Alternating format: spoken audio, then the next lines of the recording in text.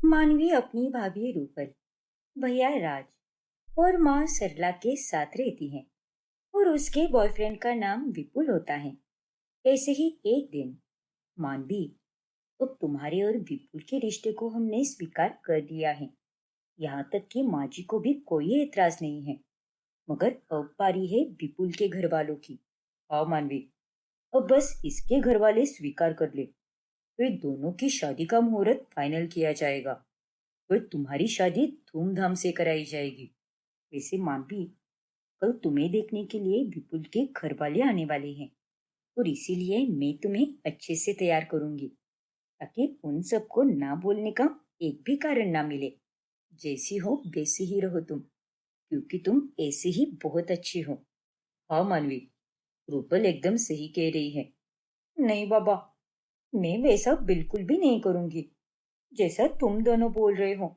क्योंकि अगर मैं उनके सामने अपने इस असली बोल्ड बेबाक और मॉडर्न अवतार में आ गई तो वो लोग मुझे सीधा रिजेक्ट कर देंगे और मैं ऐसा बिल्कुल भी नहीं होने दे सकती। क्या? और नहीं तो क्या, मैंने देखा ही ना उन्हें। उसके घर वाले थोड़े पुराने ख्यालात वाले हैं, इसलिए उनके सामने ये सब बिल्कुल नहीं चलेगा। और इसीलिए मुझे उनके सामने एकदम सुंदर सुशील और साधारण बनकर ही जाना होगा। एक ऐसी लड़की जो एकदम मासूम होती है। और भैया भाभी, आप दोनों भी दो चार डायलॉग मार देना कि हमारी बहन पूजा पाठी है, संस्कारी है, जो आज के जमाने की होकर भी इतनी साधारण सी है। पर मानवी, इन सब की क्या जरूरत है? तुम रियल ही रहो ना। यूं नाटक करके अपने ससुराल वालों का दिल मत जीतो। कहीं ऐसा ना हो कि उसके लिए तुम्हें आगे जाकर पछताना पड़े। हाँ मानवी, माना कि तुम नाटक करोगे और उस नाटक से वो लोग तुम्हें स्वीकार भी लेंगे, लेकिन उसके आगे क्या? आगे अगर तुम्हारी शादी हो जाती है तो उसके बाद भी तुम्हें हर रोज यूं संस्कारी बनने का ही नाटक करना होगा। पहनावा अलग, बर्ताव अलग, सब कुछ एकदम अलग हो जाएगा मानवी। और इस तरह तुम कैसे जी पाओगी? विपुल के प्यार के लिए मैं कुछ भी कर सकती हूँ भाभी, ये तो कुछ भी नहीं है। पर ये सब कहना जितना आसान है, करना उतना ही मुश्किल है। इसीलिए प्लीज, इतना परेशान होने की कोई जरूरत नहीं है। जैसी हो वैसी ही रहो तुम। हाँ मानवी, प्लीज ये सब करने की कोई जरूरत नहीं है। तुम जैसी हो वैसे ही मेरे घर वालों को पसंद आओगी, देखना तुम। नहीं विपुल, मैं इस मामले में कोई रिस्क लेना नहीं चाहती। मैं तुम्हारे साथ 1.5 साल से रिलेशनशिप में हूँ और इस बीच में तुम्हारे घर वालों के रग रग से वाकिफ हो चुकी हूँ। अरे क्या तुम भी मानवी, मेरे घर वालों के साथ दिन रात मैं रहता हूँ या तुम रहती हो, मैं बोल रहा हूँ ना तुम्हें कि मेरे घर वाले तुम्हें इस बोल्ड अंदाज में भी अपना लेंगे। माना कि वो थोड़े पुराने ख्यालात वाले हैं, लेकिन वो इस नए जमाने से भी जुड़े हुए हैं और उतनी मैच्योरिटी है उनमें। लेकिन तुम गलत फहमी में हो, इसीलिए ऐसा कोई भी नाटक मत करना। नहीं विपुल, और तुम मुझे प्लीज फोर्स मत करो। मैं जैसी हूँ वैसी ही नहीं रह सकती। बहू टाइप मटेरियल बनने की मुझे एक्टिंग करनी होगी। प्लीज मेरी बात को समझने की कोशिश करो।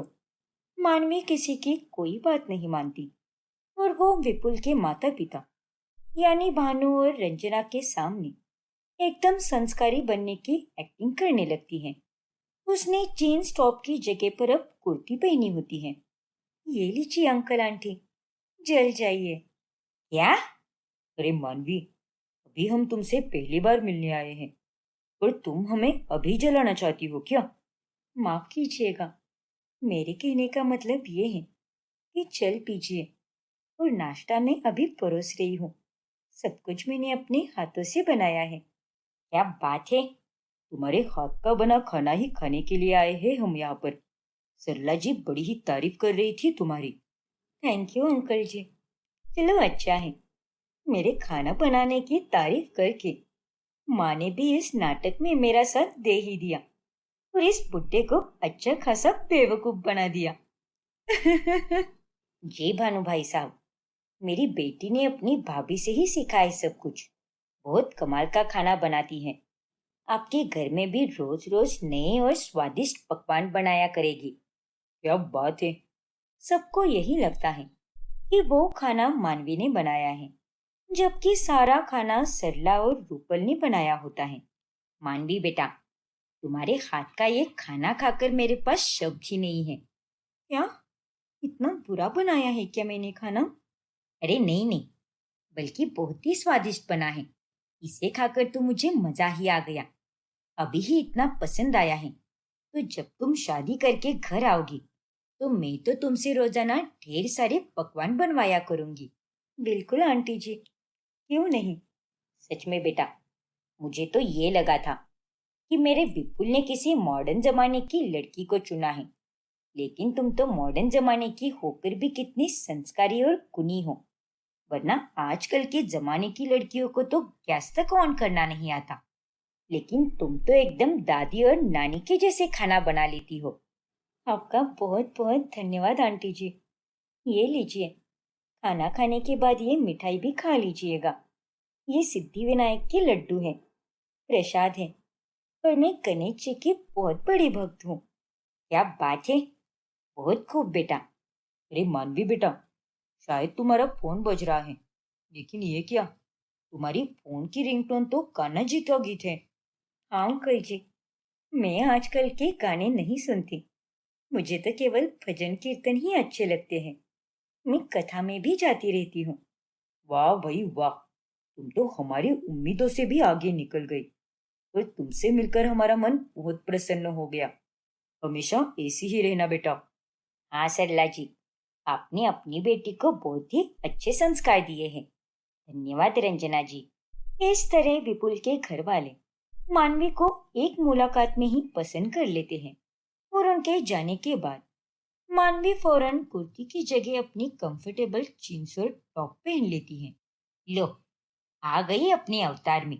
मेहमानों के सामने अलग पहनावा और उनके पीछे अलग पहनावा। बिल्कुल माँ। तो कैसा लगा मेरा ड्रामा? बहुत अच्छा किया। लेकिन बेटा, अब भी बोल रही हूं मैं तुझे कि इन सब की कोई जरूरत नहीं है। जैसे मैंने उन दोनों को देखा और समझा है, वो दोनों काफी खुले दिमाग के लोग हैं। उनकी सोच इतनी भी दबी हुई नहीं है जितना कि तू उन्हें समझती है। वाकई में मानवी, मुझे तो लगा था कि वो लोग बहुत ही स्ट्रिक्ट होंगे, अकड़ू से होंगे, मगर ये लोग तो बहुत ही अच्छे निकले। माना कि थोड़े ज्यादा ही संस्कारी हैं, मगर उतने ही मैच्योर भी है वो लोग। और तुझे ये सब नाटक वगैरह करने का कष्ट लेना ही क्यों है, जबकि तेरे ससुराल वाले इतने सॉर्टेड लोग हैं। एग्जैक्टली मानवी। नहीं भैया भाभी, आप लोग नहीं जानते, ये लोग ऐसे ही होते हैं। शुरू शुरू में बड़े ही अच्छे बनेंगे, लेकिन धीरे धीरे बाद में इनके असली रूप दिखने लगते हैं। और इसलिए मैंने विपिन को भी यही बात कही है कि मैं कोई भी रिस्क नहीं लेने वाली। मुझे विपुल के साथ रहने के लिए अगर चौबीसों घंटे भी ये संस्कारी बहू की एक्टिंग करनी भी पड़े, तो भी मैं ये खुशी खुशी कर लूंगी। अरे पर तुझे इतना ज्यादा करने के लिए किसने कहा है? जल लीजिए, भजन सुनती हो, ये वो। आज तो तूने अच्छे से एक्टिंग कर ली, लेकिन तेरी बड़ाई करने के तरीके को देखकर ऐसा लग रहा है कि जल्दी तेरे ससुराल वालों को तेरी झूठी एक्टिंग पर शक हो जाएगा। हाँ मानवी, हम महाराजा के जमाने में थोड़ी ना जी रहे हैं जो हमें इतना ज्यादा संस्कारी बनना है। देखो, तुम्हें कोई एक्टिंग या नकाब पहनकर रहने की कोई नौबत नहीं आएगी। तुम केवल जैसी हो वैसी ही रहो, एकदम नेचुरल। उसी से वो लोग बहुत इम्प्रेस हो जाएंगे। Just trust me.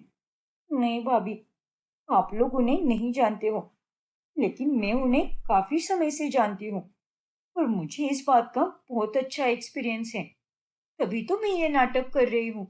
मानवी किसी की कोई बात नहीं मानती, और वो अपना नाटक करना जारी रखती है।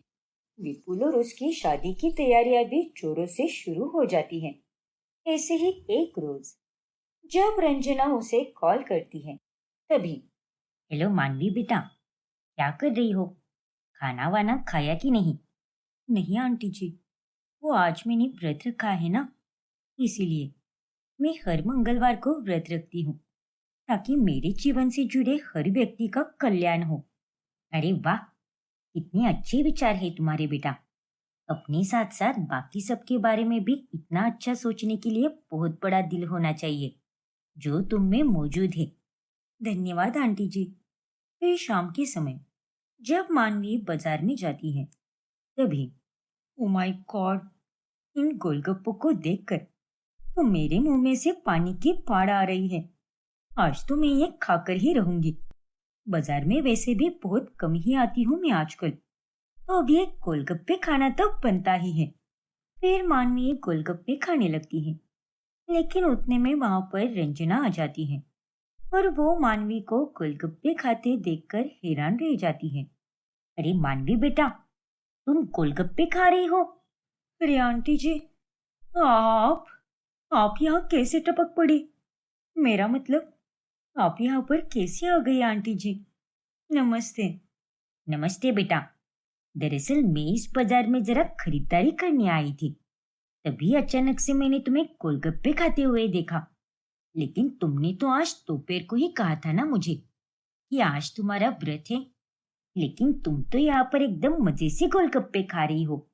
जी आंटी जी, वो दरअसल ये जो गोलगप्पे वाले काका है ना, ये बहुत उदास थे, क्योंकि इनके ठेले पर ग्राहक तो क्या, मक्खी भी नहीं मंडरा रही थी। इसलिए मुझे इन पर बहुत दया आई और इनके गोलगप्पों की बिक्री हो, इसलिए मैंने ये गोलगप्पे खाने का तय किया। मानती हूँ कि आज मेरा व्रत था, पर मुझे ये लगा कि व्रत से ज्यादा जरूरी इनके पैसे कमाना है, ताकि इन लोगों का पेट भर सके। सिर्फ पूजा करके ही फल नहीं मिलता, कभी कभी अच्छे काम भी करने पड़ते हैं, वो भी निस्वार्थ भाव से, ताकि सामने वाले व्यक्ति का अच्छा हो सके। हाँ बेटा, ये बात तो तूने एकदम सही कही, और तुमने अपना व्रत तोड़कर ये गोलगप्पे खाकर एकदम सही किया है। मुझे तुमसे यही उम्मीद थी बेटा। जी आंटी जी। वैसे आंटी जी, अब जब हम दोनों एक दूसरे को मिल ही गए हैं, तो चलिए साथ मिलकर खरीदारी करते हैं। हाँ हाँ बिल्कुल, लेकिन उससे पहले हम मंदिर जाएंगे। हर मंगलवार मैं शाम के समय मंदिर जाती हूँ, यही 2 मिनट की दूरी पर है। ठीक है बेटा, चलते हैं फिर साथ में। चलो। अच्छा खासा चूना लगा दिया, और शुक्र है कि आज मैंने इंडो वेस्टर्न कपड़े पहने हैं। अगर रंजना आंटी मुझे जींस टॉप या कोई और पोल्ट पहनावे में देख लेती, तो आज तो मेरी शामत ही आ जाती। फिर वो दोनों वहां से मंदिर चली जाती हैं। फिर बाद में वो ये सारी बातें विपुल और भैया भाभी को बताती हैं। बाप रे, आज तो तुम बाल बाल बच गई। हाँ विपुल, तुम्हें पता है, आज मैंने जींस टॉप पहनी थी, लेकिन उसके बाद मैंने चेंज कर लिया और ये इंडो वेस्टर्न कपड़े पहन लिए। देखा मानवी, ये तो बस शुरुआत है, लेकिन अगर तुम ऐसे ही नाटक करती रही और किसी दिन तुम्हारे होने वाले ससुराल वालों को तुम्हारे सच के बारे में पता चल गया, तो उन्हें बहुत ठेस पहुंचेगी। हाँ मानवी, रूपल बिल्कुल सही कह रही है। छुपाई हुई बात जब किसी को पता चलती है, तब बहुत ठेस पहुंचती है, और वो किसी धोखे से कम नहीं होता। इसलिए ये नाटक और लंबा चले, उससे बेहतर यही होगा कि तुम रंजना आंटी और भानु अंकल को जाकर सब सच बता दो। और ये तो तुम बस एक ड्रामा कर रही हो। माना कि तुम असल में मॉडर्न हो, लेकिन साथ में संस्कारी भी हो, और उसमें कोई दिक्कत नहीं है। नहीं नहीं, चाहे कुछ भी हो जाए, मैं उन लोगों को ये सब कभी नहीं बताऊंगी। उतने में वहां पर भानु आ जाता है और उसे देखकर सब घबरा जाते हैं। पापा, आप यहाँ पर? लेकिन आप यहाँ पर कैसे आए?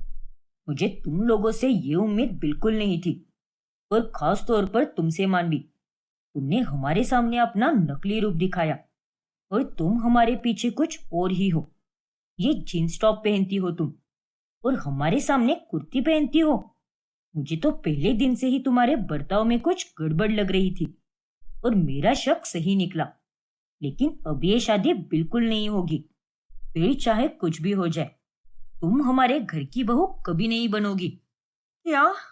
नहीं अंकल जी, ऐसा मत कीजिए ना। मैं विपुल के बिना अपनी जिंदगी के बारे में कभी सोच भी नहीं सकती।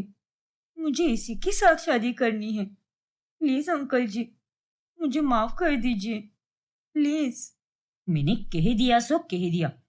और विपुल बेटा, चल यहाँ से। अब इस लड़की के साथ तेरा कोई रिश्ता नहीं है। भानु विपुल को अपने साथ लेकर चला जाता है।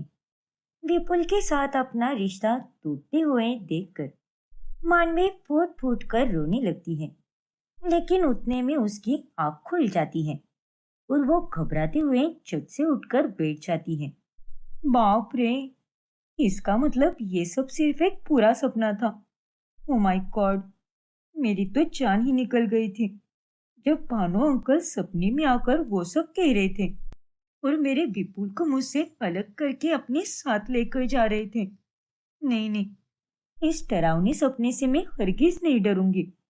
मुझे चाहे जितने भी पापड़ क्यों ना बेलने पड़े, मैं जरूर बेलूंगी, लेकिन अपना नाटक तो मैं जारी ही रखूंगी। फिर एक दिन अचानक से विपुल की मौसी मानवी को एक क्लब के बाहर टल्ली होकर निकलते हुए देख लेती है और वो ये बात जाकर रंजना को कॉल करके बताती है। क्या? अरे नहीं दीदी, शायद आपको कोई गलतफहमी हुई है। मानवी क्लब में जाना तो क्या, क्लब में जाने के बारे में सोच भी नहीं सकती। और आप तो कह रही हो कि वो नशे में टल्ली थी। ये तो हो ही नहीं सकता। मुझे उस पर पूरा विश्वास है। चुप कर रंजना, तूने मुझे पागल समझ के रखा है क्या? अरे मेरी आंखें धोखा नहीं खा सकती। तूने मुझे उस लड़की मानवी का फोटो भेजा था ना, उस फोटो को मैंने कई बार देखा था और उस लड़की की शक्ल मेरे दिमाग में फिट हो चुकी थी। इसीलिए मैं दावे के साथ कह सकती हूँ कि वो लड़की मानवी ही थी और उसने वन पीस पहना था और वो तो एकदम नशे में धुत थी। पर ऐसे कैसे हो सकता है दीदी? वो तो ये पार्टी वार्टी करती भी नहीं। देख रंजना, मेरा काम था तुझे ये सब बताकर चौकन्ना करना, इसलिए मैंने तुझे ये बताया, पर फिर भी तू मेरी बात मानने के लिए तैयार ही नहीं है। रंजना को काफी हैरानी होती है और वो ये पूरी बात भानु और विपुल को बताती है। और तभी क्या, मानवी को देखकर तो ऐसा कभी नहीं लगा था कि वो क्लब वगैरह जैसी जगहों पर जाने वाली लड़की है। हालांकि उसमें कोई गलत बात नहीं है, मगर फिर भी। नहीं माँ, मौसी सरासर झूठ बोल रही है और आपको मानवी के खिलाफ भड़का रही है वो। क्या? हाँ माँ, आप दोनों तो मानवी से मिले ही हो ना, और आप दोनों को अच्छी तरह से पता है कि वो लड़की आजकल के जमाने से कितनी अलग है। वो क्लब जाकर शराब पीने वालों में से बिल्कुल नहीं है। मौसी जी को तो हम लोगों से पहले से ही जलन है और उनसे हमारी खुशियां कभी बर्दाश्त नहीं होती, और ये बात आपको अच्छी तरह से पता है। हाँ रंजना, ये बात तो विपुल एकदम सही कह रहा है, और इसी कारण तुम्हारी बहन के साथ तुम्हारा ना जाने कितनी बार झगड़ा हो चुका है। बड़ी बहन होकर भी वो तुमसे बहुत जलती है। हो सकता है कि वो तुम्हें वाकई में भड़का रही हो। हाँ, शायद आप दोनों की बात सही है, वरना मानवी ऐसा कभी नहीं कर सकती। मैं उसे अब धीरे धीरे अच्छी तरह से समझने लगी हूँ। मैं ही बेवकूफ हूँ जो हर बात आ जाकर दीदी को बताती रहती हूँ। उनसे तो सच में मेरी खुशियां बर्दाश्त ही नहीं होती, इसलिए अब से मैं उनसे बातचीत करना कम कर दूंगी, वरना उनके कारण मेरे हंसते खेलते घर में कलेश होने लगेंगे। अरे बातचीत कम करना क्या माँ, मैं तो कहता हूँ कि आप उनसे बात करना ही बंद कर दो। फिर बाद में विपुल ये सारी बातें मानवी को मिलकर बता देता है। ओ तेरी, फिर क्या हुआ? फिर क्या, उसके बाद माँ शांत हो गई और वो मेरी बातों में आ गई कि वाकई में मौसी जी उन्हें भड़का रही है। अच्छा ही हुआ जो तुमने सही समय पर आंटी जी को झूठ बोल दिया और उस मामले को वहीं दबा दिया। लेकिन मानवी, वो तो अच्छा हुआ कि तुम्हें मौसी जी ने देखा, लेकिन अगर माँ या पापा में से कोई देख लेता तब क्या होता? तब तुम क्या करती? उस दिन भी तुम्हें माँ ने गोलगप्पे खाते हुए देख लिया था ना, जबकि तुमने उनसे पहले ही कहा था कि आज तुम्हारा व्रत है। वो तो है विपुल, लेकिन उसके बाद मैंने उन्हें अच्छा खासा झूठा बहाना दे दिया और उस मामले को वहीं दबा दिया, ताकि उनके मन में कोई भी शक ना आए। आई नो मानवी, लेकिन फिर भी ये सब मत करो यार। मैं आज शाम को ही उन्हें सब बताने वाला हूँ कि ये सब झूठ है। देखो मानवी, पापा ने खुद ने कहा है कि क्लब में जाना कोई गलत बात नहीं है और शराब पीने से उन्हें भी कोई एतराज नहीं होगा, लेकिन बस वो कभी कभार ही होना चाहिए, हर रोज नहीं। मेरी चचेरी बहनें हैं ना, वो सब भी तो पीती हैं। मेरे घर वाले दिखते पुराने सोच वाले हैं, लेकिन हमारी पूरी फैमिली में से मेरे माँ पापा सबसे सुलझे हुए और समझदार लोग हैं। इसलिए तुम उनके सामने बेझिझक होकर रहो और ये मुखौटा मत पहनो, इसकी कोई जरूरत नहीं है। नहीं विपुल, तुम्हें हमारे प्यार की कसम, तुम अंकल आंटी को कुछ भी नहीं बताओगे। उनके दिल में मैंने बहुत कम समय में अच्छी जगह बना ली है और उस जगह को खत्म होने में वक्त नहीं लगेगा। इसलिए सब कुछ भी मत करना। हे भगवान, क्या तुम भी मानवी, पता नहीं कब समझोगी। डोंट वरी विपुल, अभी तक कुछ गलत हुआ है क्या? नहीं ना, भगवान जी ने हमें बचा ही लिया है और वैसे ही वो आगे भी बचा लेंगे। देखना तुम, सब कुछ अच्छा ही होगा। बी पॉजिटिव यार। विपुल परेशान होकर अपना सिर पकड़ लेता है। दिन गुजरते जाते हैं और शादी की तैयारियां भी जारी रहती हैं। ऐसे ही एक रोज जब घर पर कोई नहीं होता, तभी अचानक से रंजना आ जाती है। अरे रंजना आंटी, आप यहाँ पर? मेरा मतलब कैसे आना हुआ? अरे मानवी बेटा, वो मैं यहाँ से गुजर रही थी तो सोचा कि तुझसे मिलते जाओ। वैसे अंदर आ सकती हूँ ना मैं? जी आंटी जी, ये आपका ही तो घर है, प्लीज आइए ना, बैठिए। बाकी सब कहाँ पर है? सब बाहर गए हैं आंटी जी, किसी फंक्शन में। वो मेरी तबीयत ठीक नहीं थी ना, इसलिए मैं घर पर ही रुक गई। हे भगवान, क्या हो गया है तुम्हारी तबीयत को? बुखार उखार तो नहीं ना?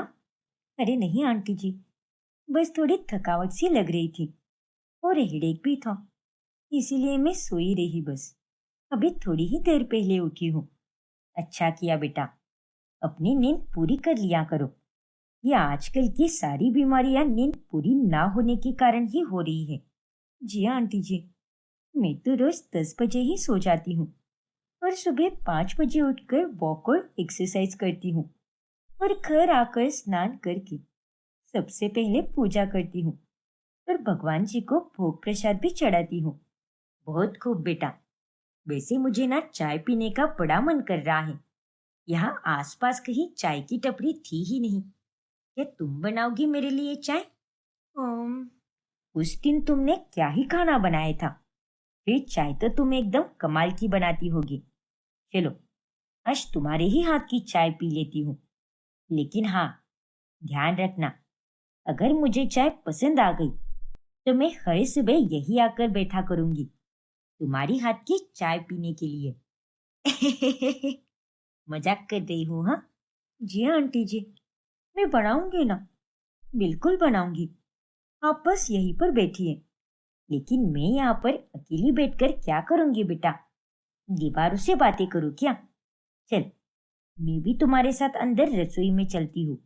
शिट यार, मुझे तो ठीक से पानी भी गर्म करने नहीं आता और ये चाहती है कि मैं इनके लिए चाय बनाऊं, और वो भी इनकी आंखों के सामने। अगर मेरी हाथ की चाय इन्होंने पी ली तो ये तो आज की आज ही मुझे परलोक से धर जाएगी। ना बाबा ना, लेकिन अब मैं करूँ तो क्या करूँ? अरे क्या हुआ बेटा, कौन सी सोच में पड़ गई तुम? चले चाय बनाने?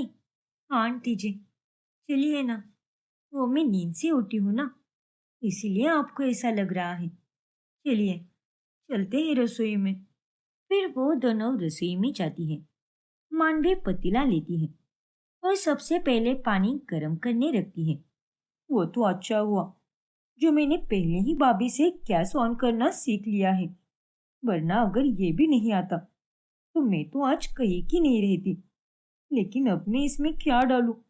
पहले चाय पत्ती डालते हैं या शक्कर डालते हैं या फिर कुछ और? अरे यार, अब तो मेरा दिमाग हैंग हो रहा है। अरे क्या हुआ बेटा, चाय पत्ती तो डालो इसमें। हाँ आंटी जी, अभी डालती हूँ। वो रही चाय पत्ती। जी। मानवी, इससे पहले कि तेरी और ज्यादा बैंड बजे, तुझे कुछ ना कुछ तो करना ही होगा। आइडिया। बेहोश हो जाती हूँ, उससे बेस तो इस समय कुछ भी नहीं हो सकता। और फिर अचानक से मानवी बेहोश होने का नाटक करती है और ये देखकर रंजना बहुत घबरा जाती है। हे भगवान! मानवी, मानवी बेटा उठ जाओ। ये तो बेहोश हो गई, मुझे डॉक्टर को बुलाना होगा। फिर रंजना फौरन डॉक्टर को बुलाती है और थोड़ी ही देर में घर वाले भी आते हैं। डॉक्टर ने कहा है कि थकान के कारण ऐसा हुआ है। इसे जितना आराम मिल सके करना होगा। माफ करना मानवी बेटा, तुमने मुझे बताया कि तुम्हारी तबीयत ठीक नहीं है और उसके बावजूद भी मैंने तुम्हें चाय बनाने के लिए कहा और काम करने के कारण तुम्हें फिर से कमजोरी आई और इसीलिए तुम बेहोश हो गई। कोई बात नहीं आंटी जी, और प्लीज आप मुझसे इस तरह से माफी मत मांगिए।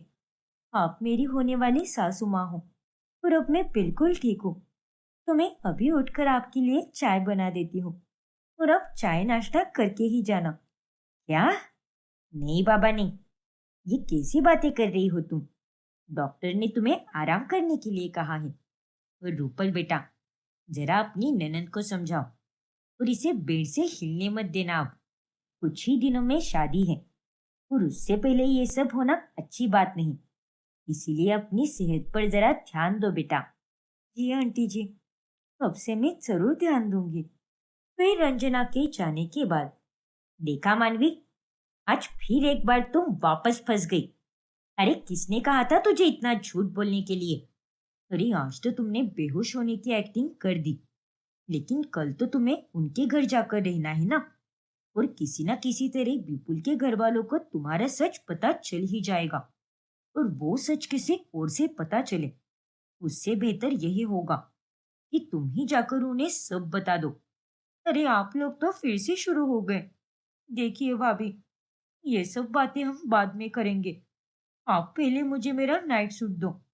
ये कुर्ती पहनकर बोर हो जाती हूँ मैं। ये संस्कारी बनने की एक्टिंग करके मैं पक गई हूँ।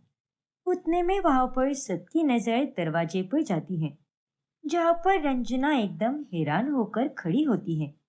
इसका मतलब ये सब एक नाटक था? आंटी जी, वो मैं यहाँ पर अपनी पर्स भूल गई थी तो वही वापस लेने आई थी। लेकिन किस्मत को कुछ और ही मंजूर था। लेकिन तुमने ऐसा क्यों किया मानवी? अरे तुम हमें जैसी हो वैसी ही अच्छी लगती, हम तुम्हें स्वीकार भी लेते। लेकिन ये सब नाटक करके, सब कुछ छुपाकर तुमने एक प्रकार से हमें बहुत ही बड़ा धोखा दिया है। माफ करना रंजना जी, लेकिन आप लोग हमें गलत मत समझना। हम भी इसे वही समझा रहे थे कि ये आपको और भानु भाई साहब को सब कुछ सच बता दे। लेकिन इसने हमारी कोई बात नहीं सुनी, बस हमारी बातें एक कान से सुनकर दूसरे कान से निकालती रही। देखा मानवी, जिस बात का डर था आज वही हुआ। प्लीज आंटी जी, कोई भी फैसला लेने से पहले एक बार मेरी बात जरूर सुन लेना। देखिए, जब मैं और विपुल रिलेशनशिप में थे, तब मुझे उसकी फैमिली के बारे में सब पता था और मुझे यही लगता था कि आप लोगों के विचार काफी पुराने हैं और इसीलिए आप लोगों को एक आदर्श और संस्कारी बहू की ही चाह होगी। ऐसा ही मैं सोचती थी और इसीलिए मैंने एक्स्ट्रा संस्कारी होने का नाटक किया, ताकि आप लोगों को मना करने का एक चांस भी ना दूं। प्लीज मुझे जज मत करना आंटी जी, मैं सच में बहुत अच्छी हूँ। और हाँ, मुझे खाना बनाना नहीं आता। मुझसे हर वक्त साड़ी और कुर्ती नहीं पहनी जाती। मुझसे तो व्रत भी नहीं रखे जाते और ना ही सुबह जल्दी उठा जाता है। लेकिन इसके अलावा ऐसी हजारों चीजें हैं जिसमें मैं बहुत माहिर हूँ और उसके लिए आप मुझे 100% पसंद करोगी। और ये सारी आदतें जिनमें मैं कमजोर हूँ, ये सब मैं शादी के बाद ठीक कर सकती हूँ। पर प्लीज आंटी जी, अभी के लिए आप मुझे माफ कर दीजिए ना। मैं आपके सामने हाथ जोड़कर माफी मांगती हूँ। अरे नहीं बेटा, इसे हाथ मत जोड़ो। तुम्हारी आंखों में साफ नजर आ रहा है कि तुम सच बोल रही हो। तुमने जो भी किया वो डर के किया है, लेकिन ऐसे डरो मत बेटा। जैसी हो वैसी ही रहो। और तुम्हारा ये अभी का असली रूप देखकर मुझे तुम पहले से भी ज्यादा अच्छी लग रही हो। एकदम झल्ली हो तुम, लेकिन एक ठहराव भी है तुम्हें। थोड़ी ही क्यों ना हो, लेकिन समझदार भी हो तुम। और तुम फिक्र मत करो, शादी के बाद मैं तुम्हें सब कुछ सिखा दूंगी। और हाँ, कुर्ती और साड़ी पहनना ये जरूरी नहीं, क्योंकि तुम्हारा पहनावा तुम्हारा किरदार नहीं बताता। जिसमें तुम्हें कंफर्टेबल महसूस हो वही कपड़े पहना करो, और मुझे उसमें कोई दिक्कत नहीं है। Thank you so much aunty ji. I love you. Love you too बेटा। और इस तरह अंत में सब ठीक हो जाता है, और कुछ ही दिनों में मानवी और विपुल की शादी हो जाती है, और वो अपने ससुराल में खुशी से रहने लगती है। नेहा अपनी माँ और छोटी बहन के साथ रहती है। अरे बेटा, आज तो तू घर बड़ी जल्दी आ गई। हाँ माँ, वो आज घर का सामान लेना है ना, तो मैंने सोचा कि जल्दी ही आ जाती हूँ। अरे ये क्या है बेटा, तू तो घर का भी काम करती है और बाहर जाकर नौकरी भी करती है, और अब तो सामान भी लेने जाएगी। हाँ माँ, अब मैं सामान भी लेने जाऊंगी। अब आप खुद ही बताओ ना, इतना सारा सामान आप अकेले कैसे उठा पाओगी? और अभी तक तो महक का आने का टाइम भी नहीं हुआ है। उसके कॉलेज छूटने में भी अभी बहुत देर है। सच में बेटा, अरे तू कितना सोचती है हमारे बारे में। अरे इतना तो कोई बेटी नहीं सोचती अपनी माँ के बारे में। अरे बस माँ, तारीफ बहुत हो गई। अब चलो मार्केट चलते हैं, वरना आते आते शाम में भीड़ हो जाएगी। सुजाता अपने दोनों बच्चों की परवरिश अकेले ही कर रही होती है। फिर एक दिन, हाँ बहन जी, अरे आपने मेरी बेटी के बारे में सोचा, यही बहुत है मेरे लिए। अच्छा, मैं एक बार अपनी बेटी से बात कर लेती हूँ, फिर आपको बताती हूँ। अरे क्या हुआ माँ, किसका फोन था जो आप इतना खुश होकर बात कर रही थी? और बेटी से पूछकर बताती हूँ। आपको हमसे क्या पूछना है माँ? अरे वो सरिता बहन जी का फोन आया था, तो उन्होंने नेहा के लिए एक बहुत ही अच्छा रिश्ता बताया है। इसलिए मैंने उनसे कहा कि मैं एक बार नेहा से बात कर लूं, फिर उसके बाद ही मैं आपको बताती हूँ। अरे नहीं माँ, अब इसमें क्या बात करनी है? आपको तो अच्छे से पता है कि मुझे अभी शादी करनी ही नहीं है, तो आप तो उन्हें मना ही कर दो। अरे ऐसा क्यों कह रही है बेटा? ये रिश्ता बहुत अच्छा है, परिवार भी बहुत अच्छा है, और तो और वो लोग हमारे ही शहर में रहते हैं। लड़का अच्छा खासा कमाता है, परिवार भी काफी अच्छा है। अब ऐसे रिश्ते तो बार बार नहीं आते ना बेटा, इसीलिए मैं सोच रही हूँ कि शादी की बात चला ही देती हूँ। अरे ये आप क्या कह रही हो माँ? इतनी जल्दी शादी नहीं करनी है मुझे, और पापा के जाने के बाद तो इस घर को मैं ही देख रही हूँ ना। और अगर आप मेरी भी शादी करा दोगी तो आप लोगों का क्या होगा? देख बेटा, ये दुनिया कभी किसी के लिए भी नहीं रुकती, और आज नहीं तो कल तुझे शादी करनी तो पड़ेगी ही ना।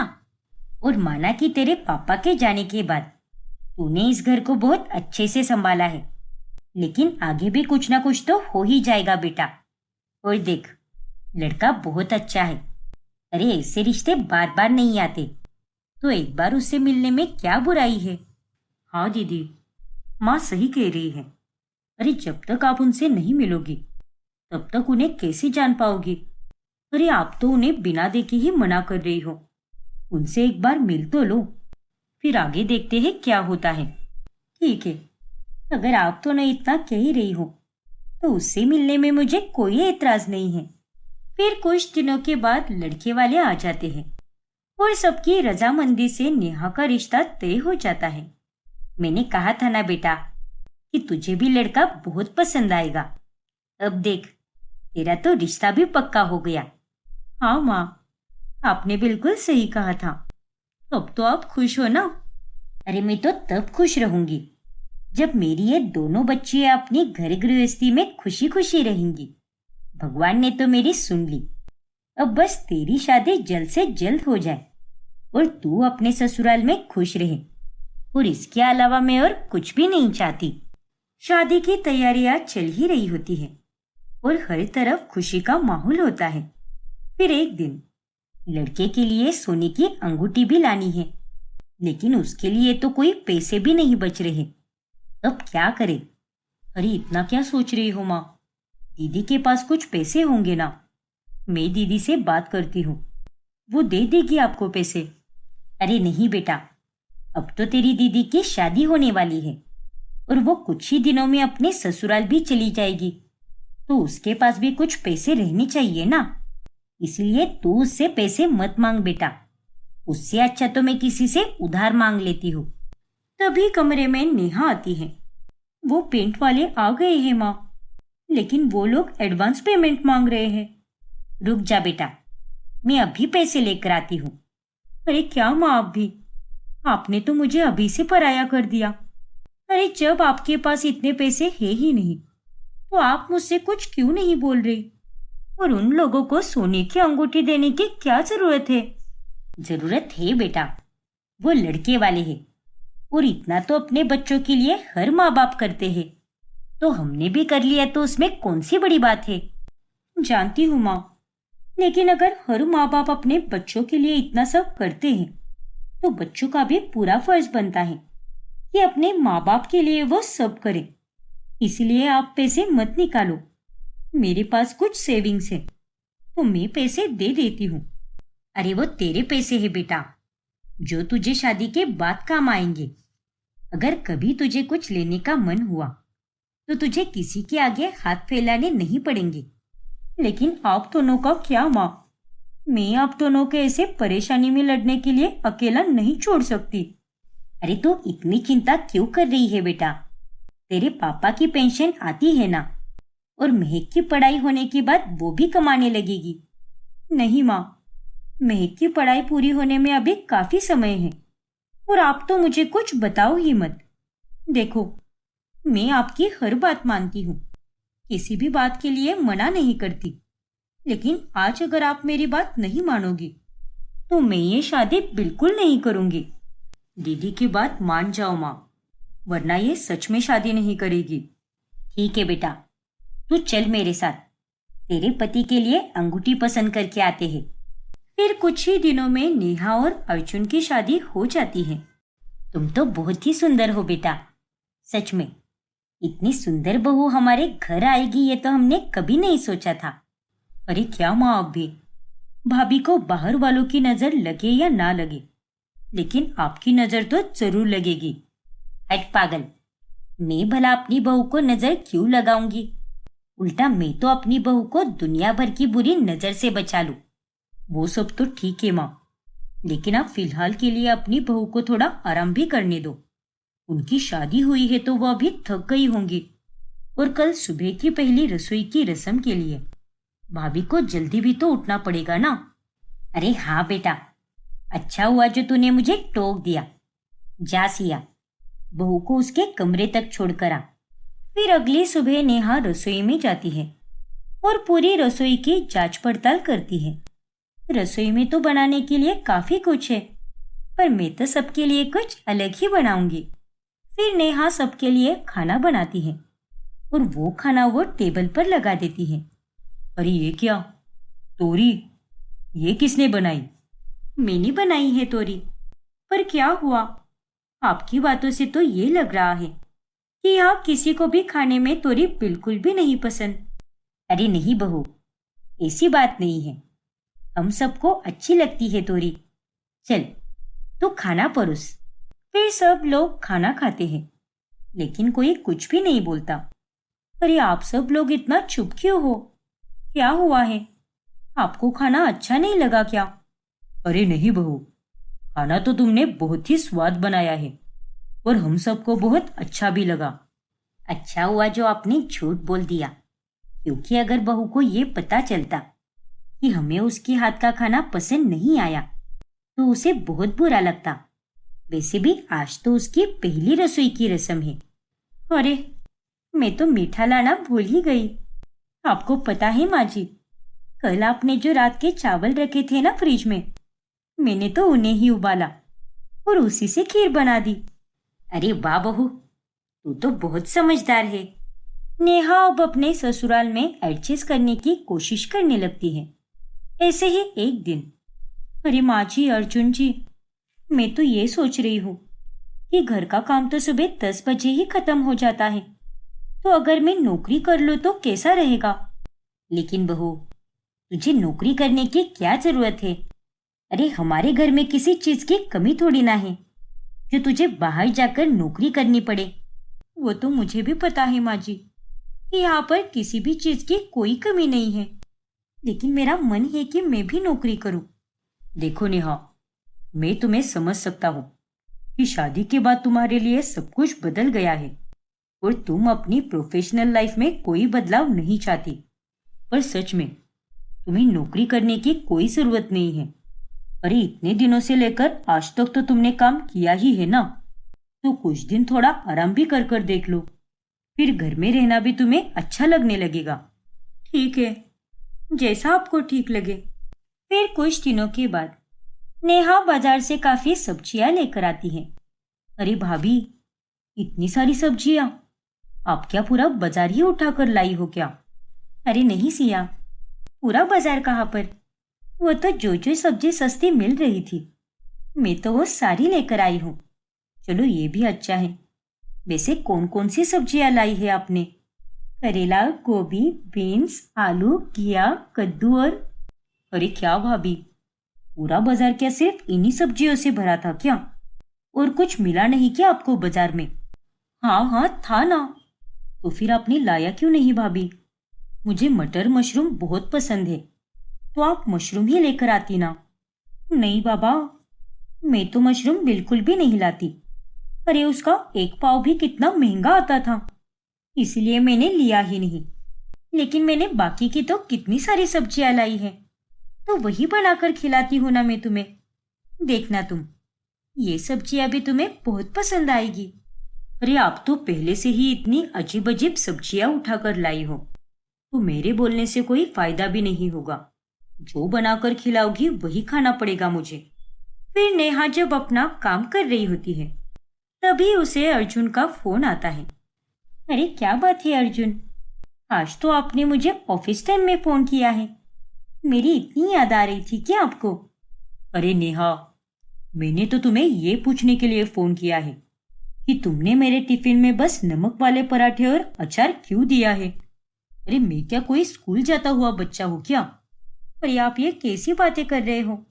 मुझे पता है कि आप स्कूल नहीं जाते हो, लेकिन नमक वाले पराठे भी कभी कभी खा लेने चाहिए। अरे लेकिन मैं सबके साथ लंच करता हूँ और तुमने मुझे ये नमक वाले पराठे दे दिए। अरे कुछ तो सोच लेती ना। और तुम्हें कोई आइडिया भी है क्या कि सबके सामने टिफिन खोलने के लिए मुझे कितनी शर्म आ रही है? अरे आप तो कुछ ज्यादा ही सोच रहे हो। मेरी बात मान लीजिए और सबके साथ मिलकर आराम से खाना खाइए। देखना आप, आपके ऑफिस के दोस्तों को भी आपके ये नमक वाले पराठे बहुत अच्छे लगेंगे। अरे मैं तुमसे क्या बात कर रहा हूँ और तुम मुझे क्या जवाब दे रही हो? छोड़ो, तुमसे तो बात करना ही बेकार है। फिर एक दिन मोहन और सुधा दोनों बाजार से आते हैं। अरे नेहा बहू, ये देख, आज हम दोनों बाजार गए थे ना, तो वहां से पनीर लेकर आए हैं। और वैसे भी आज तो शनिवार है ना, तो क्या पता अनुज के दोस्त आज खाना खाने के लिए आ जाए, इसलिए आज शाम को तू खाने में ये पनीर ही बना। सबको पसंद आता है ये पनीर। ठीक है पापा जी, जैसा आप कहो।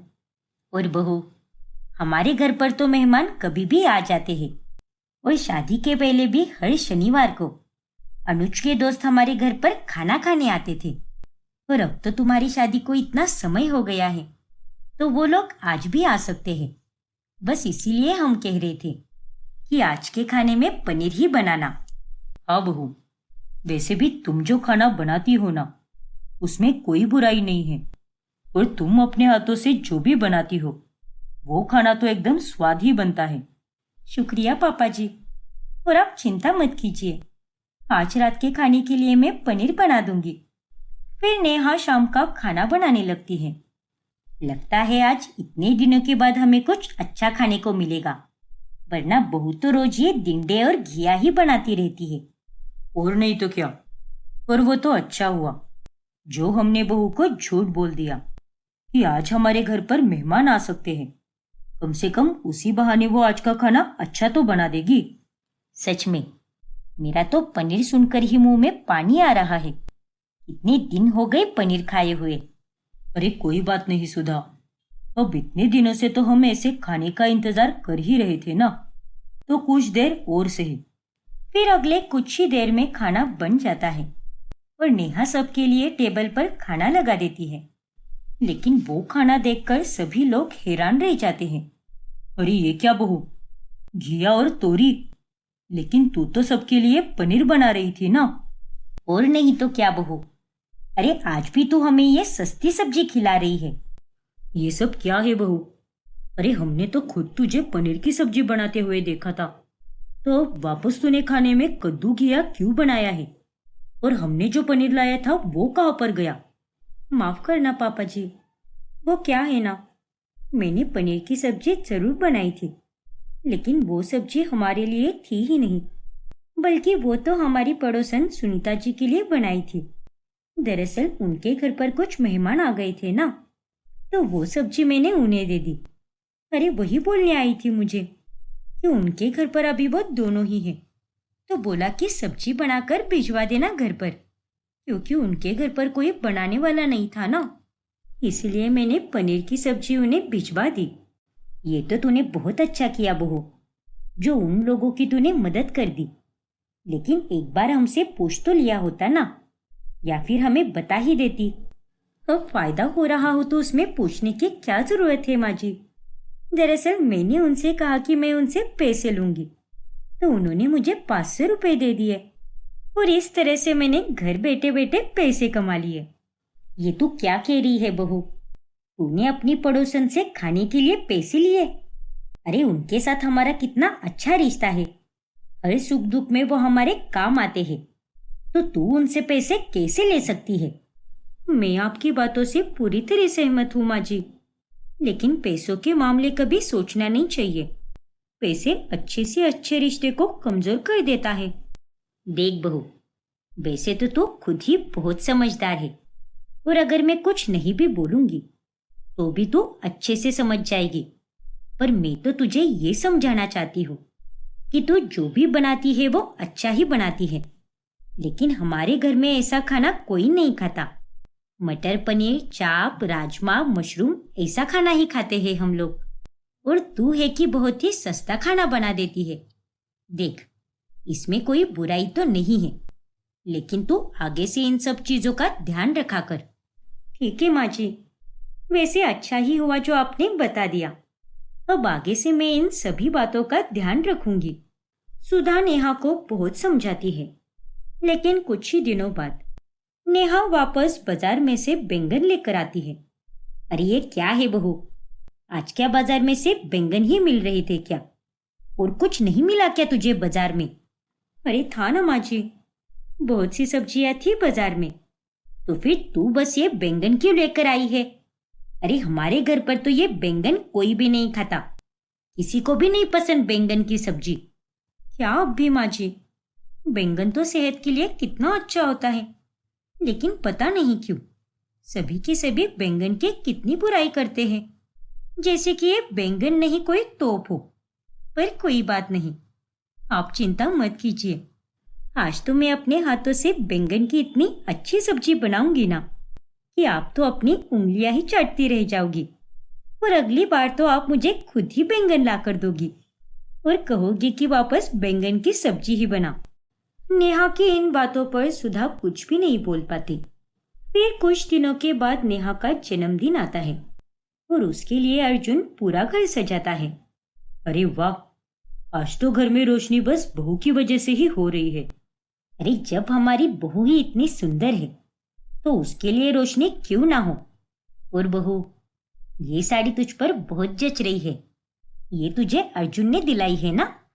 हाँ माँ जी, ये साड़ी मुझे उन्होंने ही लाकर दी है, और ये तो मेरा ससुराल में पहला जन्मदिन है, लेकिन मुझे नहीं पता था कि आप लोग मेरा ये जन्मदिन इतना यादगार बना दोगे। सच में माँ जी, ये सब देखकर तो मुझे बहुत खुशी हो रही है। अरे ये तो बस शुरुआत है बहू, और आज का तो ये पूरा दिन है तेरा, तो आज सब कुछ तेरी ही पसंद का होगा। इसीलिए आज हम सब मिलकर तेरी पसंद के हीरो की मूवी भी देखने जाएंगे। नेहा अपने जन्मदिन के दिन काफी खुश रहती है। फिर कुछ दिनों के बाद जब अर्जुन काम से घर लौटता है, तभी अरे क्या हुआ, आज तो आप काफी थके हुए लग रहे हो। हाँ नेहा, वैसे थका हुआ तो मैं बहुत था, लेकिन अब मेरी बीवी इतनी सुंदर और प्यार करने वाली है ना, तो उसे देखकर तो मेरी सारी थकान ही दूर हो गई। अरे वाह, आज तो मुझ पर बहुत प्यार आ रहा है। तभी सुधा बिना दरवाजा खटखटाए अंदर घुस जाती है। माँ जी, आप यहाँ पर, कोई काम था क्या आपको? हाँ बहू, वो कुछ दिनों पहले मैंने तुझे कुछ साड़ियाँ ड्राई क्लीन करवाने के लिए दी थी ना, लेकिन वो साड़ियाँ तो ड्राई क्लीन हुई नहीं लग रही, और बचे हुए पैसों का भी तूने कोई हिसाब नहीं दिया। अरे माँ जी, मैंने वो साड़ियाँ ड्राई क्लीन करने दी ही नहीं। दरअसल मैंने तो वो साड़ियाँ घर पर ही धो दी, क्योंकि वो ड्राई क्लीन वाला कुछ ज्यादा ही पैसे मांग रहा था। अच्छा, चल कोई बात नहीं, लेकिन पैसों का क्या किया तूने? वो पैसे तो खर्च हो गए माँ जी। आपको याद है, उस दिन तो मैं पापा जी के लिए नई चप्पल लेकर आई थी ना, तो उसी के लिए पैसे लग गए। अच्छा ठीक है बहू, कोई बात नहीं। फिर कुछ दिनों के बाद जब सभी लोग खाना खाने बैठते हैं, तभी अरे ये क्या है बहू, कुछ और खाना बनाना आता भी है क्या तुम्हें? आता है ना पापा जी, लेकिन अभी मौसम करेले का चल रहा है ना, और इस मौसम में करेले काफी अच्छे मिलते हैं, और इसीलिए मैंने इसी की सब्जी बना दी। नहीं भाभी, आप कोई मौसम देखकर खाना नहीं बनाती, बल्कि आप तो सस्ता और महंगा देखकर बनाती हो, और मैं गारंटी के साथ बोल सकती हूँ कि आपको ये करेले बहुत सस्ते मिल गए होंगे, इसीलिए आपने इसकी सब्जी बना दी। वो तो है सिया, वैसे भी महंगाई कितनी हो रही है, और अगर सस्ता और महंगा मैं नहीं देखूंगी तो कौन देखेगा? अच्छा एक मिनट, हाँ, मैं आप लोगों के लिए गरम गरम रोटियां लेकर आती हूँ। अरे रोटियां लाने से क्या फायदा, जब हमें सब्जी खाने की ही कोई इच्छा नहीं है। कुछ कहा क्या माँ जी आपने? हाँ बहू, रोटियां जरा जल्दी लाना। फिर एक रविवार की सुबह जब सभी लोग नाश्ता कर रहे होते हैं, तभी मैं तो इतने दिनों से घर का खाना खा खा कर बहुत ज्यादा बोर हो चुका हूँ, तो मैं ये सोच रहा था कि आज की शाम हम सभी लोग बाहर डिनर पर चलते हैं। अरे वाह भैया, ऐसा बढ़िया सा आइडिया तो आप ही दे सकते हो, और सबके साथ वक्त बिताने का ये काफी अच्छा आइडिया है। वैसे भी हम सब साथ में बहुत कम ही रहते हैं, तो तय रहा, शाम को सब लोग तैयार हो जाना, फिर हम सब मिलकर बाहर खाना खाने जाएंगे। और आपको पता है, मेरा भी कई दिनों से बाहर खाना खाने का बड़ा मन कर रहा था, और अच्छा ही हुआ जो आपने खुद ही आज प्लान बना लिया बाहर खाने का। अरे लेकिन हम सबका तो तुम्हारी वजह से बाहर खाने का मन है, क्योंकि जब से तुम इस घर में आई हो, तब से तुम तो खाने के मामले में अपनी ही मनमानी करती हो, और किसी की कोई बात नहीं मानती, और इस वजह से हमारी भूख प्यास सब मर गई है। क्या कहा आपने? अरे तुम तो गुस्सा हो गई, मैं तो बस ऐसे ही मजाक कर रहा था। अच्छा सुनो, आज संडे है तो हमें ट्रैफिक भी मिल सकता है, इसलिए सब अपने अपने काम जल्दी से निपटा लो। फिर शाम के समय सभी लोग बाहर खाना खाने जाते हैं। अरे ये हम लोग कहाँ पर जा रहे हैं? अरे हम तो हमेशा इसी होटल में खाना खाते हैं, और यहाँ का खाना काफी अच्छा भी होता है, और एम्बियंस भी तो देखो कितना सुंदर है ना। नहीं नहीं, इसमें तो ऐसी कोई खास बात नहीं है। मैं तो आप सबको ऐसी जगह खाना खिलाऊंगी ना कि आप सब तो कभी नहीं भूलोगे। पर कहाँ लेकर जा रही हो हमें? देखो नेहा, आज का दिन हम अच्छे से बिताना चाहते हैं, और तुम यहाँ पर खाना खाकर तो देखो, तुम्हें बहुत अच्छा लगेगा। हाँ बाबा, वो खाना भी अच्छा ही होगा, पर आप सबको मेरे टेस्ट पर भरोसा नहीं है क्या? अब जल्दी से आप सब लोग मेरे साथ चलो। फिर नेहा सबको साथ लेकर एक जगह जाती है। अरे बहू, हमें ये नाले के पास क्यों लेकर आई हो तुम? क्या पापा जी, आपको तो बस ये नाला ही दिख रहा है, इतना बड़ा ढाबा नहीं दिखाई दे रहा क्या? और आज तो हम सभी लोग इसी ढाबे का खाना खाएंगे। काफी सस्ता है और इसका स्वाद तो पूछो ही मत। नहीं बहू, मुझे नहीं लगता कि मैं यहाँ का खाना खा भी पाऊंगी। हम वही चलते हैं जहाँ हमें अर्जुन लेकर गया था। अरे आप इतनी चिंता क्यों करती हो माँ जी? अंदर तो चलो ना मेरे साथ, और आप सब भी चलो। अरे आज तो आपको असली स्वाद का पता चलेगा। अरे ये सब क्या है बहू? एक बार के लिए तुम मेरे बारे में भी तो सोच लेती ना। अरे ये जगह देख कैसी है, ऊपर से सस्ते खाने के चक्कर में कहीं मुझे महंगी दवाई ना खानी पड़ जाए। आप तो बहुत ही सोचते हो पापा जी। अरे बड़े बड़े होटल तो बस दिखने में अच्छे होते हैं, लेकिन वहां पर वो स्वाद कभी नहीं मिल पाता जो स्वाद यहाँ के ढाबे में मिलता है। और आपको पता है क्या, यहाँ पर खाना खाने के लिए दूर दूर से लोग आते हैं। नहीं बहू, हमें तो तू पास के होटल में ही लेकर चल। यहाँ पर मुझे बिल्कुल भी अच्छा नहीं लग रहा। अरे आप क्या बोल रहे हो माँ जी? मेरी खुशी के लिए यहाँ का खाना आप एक बार भी नहीं खा सकती क्या? पर मैं भी तो आप सबकी खुशी के लिए कितना कुछ करती हूँ। मैं तो हर रोज आप ही की पसंद का खाना खाती हूँ। हाँ बहू, पर ये तो सबको पता है कि तू हमारी पसंद का खाती है या हम तुम्हारी पसंद का खाते हैं। लेकिन नेहा के जिद के कारण सभी लोगों को वहां के ढाबे पर ही खाना खाना पड़ता है। फिर एक दिन जब शाम के समय अर्जुन अपना काम कर रहा होता है, तभी अरे अर्जुन जी, ये जरा मेरी बहन की फीस भर दो ना। अभी नहीं नेहा, मैं जरा अपना काम कर रहा हूँ, बाद में फीस भर दूंगा। बाद में नहीं हो सकता ना। वो क्या है ना, आज फीस भरने का आखिरी दिन है, इसीलिए ये काम अभी करना होगा। अच्छा ठीक है, लाओ। अरे बहू, ये फीस के पैसे तूने दिए हैं क्या? अरे नहीं माँ जी, ये तो मेरी बहन ने ही भेजे हैं। वो क्या है ना, शादी से पहले मैं ही उसकी फीस भरती थी, और अब मुझे अपने बर्तन साफ करने हैं ना, इसलिए मैं ये काम अर्जुन को बता रही हूँ। अच्छा, वैसे बहू, अगर कोई भी परेशानी की बात हो तो तू हमें बेझिझक होकर बता सकती है। हाँ माँ जी, ये बात तो मुझे अच्छे से पता है, क्योंकि आप भी तो मेरा ही परिवार हो ना। लेकिन आप चिंता मत कीजिए, ऐसी वैसी कोई बात नहीं है। फिर कुछ दिनों के बाद सिया और नेहा दोनों सब्जियां लेने सुपरमार्केट जाती है। आपको पता है भाभी, जब से आप शादी करके इस घर में आई हो ना, तब से तो मैं सुपरमार्केट आई भी नहीं हूँ। वरना पहले तो मैं और माँ यहाँ पर हर हफ्ते आया करते थे।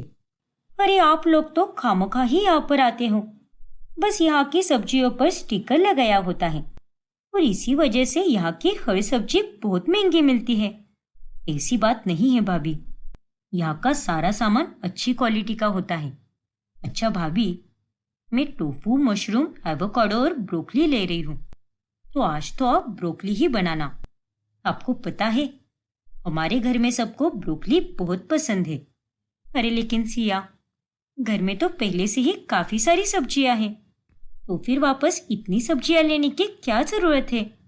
देखिए भाभी, आपको हमारे घर आए हुए काफी समय हो गया है, इसलिए मैं आपको अच्छे से जान गई हूँ। और तो और मुझे ये भी पता है कि इस वक्त घर में कौन कौन सी सब्जियां होंगी। फिर काफी सारा सामान लेकर दोनों ननंद भाभी घर आ जाती है। फिर रात के समय सिया टेबल पर खुश होकर आती है। आपको पता है माँ, आज सुपरमार्केट से तो मैं भाभी के साथ काफी सारी सब्जियां लेकर आई हूँ। देखना, आज तो भाभी ने कुछ अलग ही बनाया होगा, और उसे देखकर आपको बहुत खुशी होगी। हाँ बेटा, हम सब भी उसी खाने का इंतजार कर रहे हैं। अरे बहू, क्या हुआ? जल्दी खाना लेकर आना। फिर नेहा वहां पर खाना लेकर आती है, और वो खाना वो सबको परोसती है। अरे ये क्या है भाभी? ये तो खाना है सिया, ऐसे क्यों पूछ रहे हो तुम?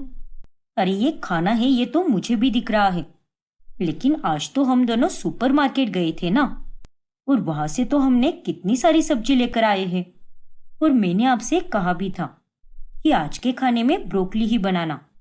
फिर आपने ये सोयाबीन की सब्जी क्यों बनाई है? और ऐसी सब्जी आप लाती ही क्यों हो जिन्हें घर पर खाना किसी को भी पसंद नहीं है? अरे क्योंकि ये सस्ती मिलती है सिया। और आज तो मैं सबके लिए ब्रोकली बनाने जा ही रही थी, लेकिन तभी मेरी नजर सोयाबीन के इस पैकेट पर गई और ये तो कल एक्सपायर होने वाला था, इसीलिए मैंने आज इसकी सब्जी बनाई। आप तो कभी कभी हद करती हो भाभी। अरे हम लोग ऐसा खाना कभी नहीं खाते, पर आपको बुरा ना लगे इसीलिए अब तक हम खाते आए हैं। लेकिन उसमें भी हमने आपको कई बार ये बता दिया है कि ये सारी सब्जियां हमें बिल्कुल भी नहीं पसंद, लेकिन फिर भी आप अपनी ही मन की चलाती हो। लेकिन अब बस हुआ, मुझे ये खाना बिल्कुल नहीं खाना। अरे सिया सुनो तो। बस कर बहू। अरे एक ही बात हम तुझे कितने तरीके से समझा चुके हैं, पर शायद हमारे ही समझाने में कोई गलती हुई होगी, क्योंकि ये बात तो तुझे आज तक समझ नहीं आई। अरे ऐसे तो हम लोग एक दिन भूखा मर जाएंगे। उस दिन कोई खाना नहीं खाता। फिर रात के समय जब सभी लोग सो जाते हैं, तभी नेहा थैले में सब्जियां डालकर खिड़की में से बाहर देने लगती है। ये आप क्या कर रही हो भाभी?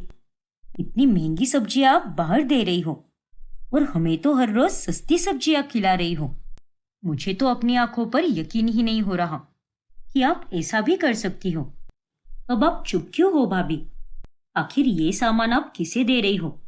अब आप बताओगी या मैं सबको बुला कर लाऊं? अरे तुम गलत समझ रही हो सिया, ऐसी कोई बात नहीं है। देखिए भाभी, मैंने आपसे जितना पूछा है उतना ही जवाब दो। अब मुझे गलत समझना है या सही समझना है, ये तो आप मुझ पर ही छोड़ दो। देखो सिया, मैं तो कल सुबह इनमें से ही कुछ बनाने वाली थी, लेकिन इन सब में फंगस लग गया था। शायद तुमने ध्यान से नहीं लिया होगा, इसीलिए हमारे पास में जो बस्ती है ना, मैंने ये सामान उन्हीं लोगों को दे दिया। अब हम लोग तो ये फंगस वाला खाना नहीं खाने वाले थे ना, लेकिन वो लोग खा लेते हैं। अब वो तो गरीब है ना, तो चल जाता है। अब जरूरी थोड़ी ना है कि कोई चीज अगर हमारे काम नहीं आएगी तो वो किसी के भी काम नहीं आएगी। नहीं भाभी, मुझे तो आपकी कोई भी बात समझ नहीं आ रही। अरे जब मैंने सुपरमार्केट से सामान लिया था तब तो सब एकदम ठीक था, कोई सामान खराब नहीं था। और अभी तो पूरा एक दिन भी नहीं हुआ है, तो फिर उन सब में फंगस कैसे लग सकता है? मुझे पता ही था कि तुम मेरी बातों को मानोगी ही नहीं, पर मैं क्या कोई पागल हूं क्या जो इतनी महंगी सब्जियां किसी को भी बिना बात के दे दूं? अभी तो मुझे तुम्हें दिखाने के लिए कुछ भी नहीं है, पर आगे से ऐसा अगर कुछ होगा ना तो मैं खुद तुम्हें आकर दिखा दूंगी।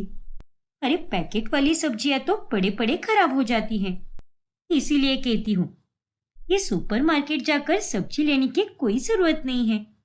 हम तो बाजार से ही सस्ती सब्जियां देख परख कर ले सकते हैं। इतना कहकर नेहा वहां से चली जाती है। फिर कुछ दिनों के बाद, अरे माँ, मौसी की बेटी की शादी है ना, तो उसके लिए आपने कुछ पैसे मांगे थे, ये लीजिए। और मैं आपको कुछ एक्स्ट्रा के पैसे भी दे रहा हूँ। आपको भी तो अपने लिए कपड़े लेने होंगे ना? हाँ बेटा, और मैं तो तेरे पास आने ही वाली थी, क्योंकि अब शादी को बहुत ही कम दिन बचे हैं। हाँ माँ, याद है मुझे। और नेहा, ये लो 10,000 रुपए। तुम भी तो माँ के साथ शादी में जाओगी ना, तो तुम भी अपने लिए कोई अच्छी सी और महंगी साड़ी ले लेना। फिर 2 दिनों के बाद नेहा शॉपिंग करके घर लौटती है। चलो अच्छा हुआ जो आखिरकार तुमने अपने लिए भी कुछ ले लिया। हाँ बाबा, अब शादी में जाना है तो पुरानी साड़ी थोड़ी ना पहन कर जा सकती हूँ मैं, इसीलिए मैंने भी एक नई साड़ी ले ली। लेकिन नेहा, इस साड़ी का कपड़ा तो कुछ खास नहीं लग रहा और दिखने में भी एकदम ये सादी सी लग रही है, तो फिर तुमने ये साड़ी क्यों ले ली? अरे अगर पैसे कम पड़ रहे थे तो मुझे बता देती ना, मैं तुम्हें और पैसे भिजवा देता। अरे आप ये कैसी बातें कर रहे हो? आपने तो मुझे पूरे 10,000 रुपए दिए थे और ये कोई कम पैसे है क्या? और रही बात इस साड़ी की, तो ये तो बस 1,000 रुपए की साड़ी है।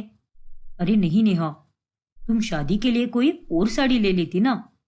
अरे नहीं बाबा, अब ये तो ले ली है ना, तो फिर दूसरी साड़ी लेने की क्या जरूरत है? अरे यार, तुम हर चीज इतनी सस्ती क्यों लेती हो? और मैंने तो तुम्हें पैसे दे दिए थे ना, तो कुछ महंगा और अच्छा ही ले लेती, जो दिखने में भी अच्छा लगता और काफी लंबा भी चलता। लेकिन मुझे तो यही साड़ी सबसे अच्छी लगी, बाकी तो मुझे कुछ पसंद भी नहीं आ रहा था, इसीलिए मैंने ये ले लिया। अच्छा, बचे हुए पैसे मेरे पर्स में हैं, वो आप ले लेना। तब तक मैं ये सामान अलमारी में रख देती हूँ। रहने दो नेहा, वो पैसे तुम ही रख लो, और तुम्हें जब भी कोई जरूरत होगी तब उन्हीं पैसों का इस्तेमाल कर देना। इस तरह से नेहा हर चीज में पैसे बचाती है। फिर कुछ दिनों के बाद सुधा एक आदमी को घर लेकर आती है। देख लीजिए भैया, घर तो काफी बड़ा है। कुछ दिनों बाद गुड़ी पड़वा भी आने वाला है, लेकिन इस बार हम पेंट नहीं करवा रहे, तो आप पूरे घर के कोने कोने को अच्छे से साफ कर देना। अरे मैडम जी, आप इतनी चिंता क्यों कर रही हो? अरे आप तो हर बार मुझे सफाई के लिए बुलाती हो ना, तो आज तक कभी मैंने आपको शिकायत का कोई मौका दिया है क्या? नहीं ना, तो आगे भी नहीं दूंगा। वो तो है भैया, पर एक बार बताना तो मेरा भी फर्ज बनता है ना। तभी वहां पर नेहा आती है। ये कौन है माँ जी? अरे ये सफाई वाला है बहू। अब गुड़ी पड़वा आ रहा है ना, और हमारा घर भी कितना बड़ा है, और त्योहार के समय तो कितना काम रहता है, तो ये भैया पूरे घर की साफ सफाई करेंगे। उसी बहाने इनकी भी कुछ कमाई हो जाएगी और हमारा भी काम हल्का हो जाएगा। लेकिन माँ जी, मैं हूं ना घर पर, तो मेरे होते हुए आप किसी और साफ सफाई वाले को क्यों बुला रही हो? मैं सारा काम कर दूंगी। अरे नहीं बहू, तू इतनी परेशानी क्यों ले रही है? ये भैया तो हर साल आते हैं, तो इन्हें ही करने दे साफ सफाई।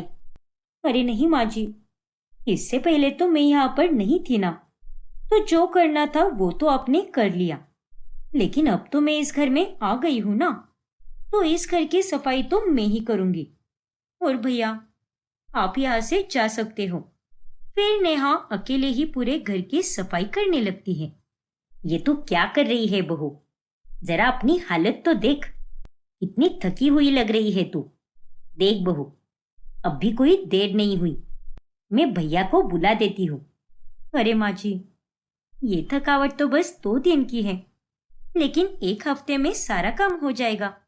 लेकिन आप देखना, मैं ये सारी सफाई एकदम चुटकियों में कर दूंगी, फिर उसके बाद ही मैं आराम करूंगी। और आप मेरी चिंता मत कीजिए। अपनी आगे नेहा किसी की भी नहीं सुनती।